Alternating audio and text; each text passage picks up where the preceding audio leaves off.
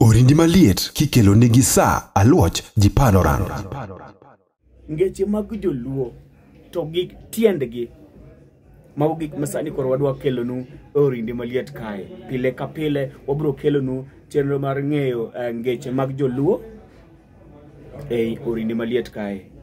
Ji osebedo ka penjore samoro yudo ka ng'ato ndiko ngero moro kata winjo ngero moro mar Dholuo kata ka ng'ato ndike Facebook kata ka ondike Facebook but winjo kowacho but tiende owuon ngero no tie ngero no to kia kabisa kendo kia totally omiyo kete mana e Orindi maliet ka chakre kiny wakelo nu show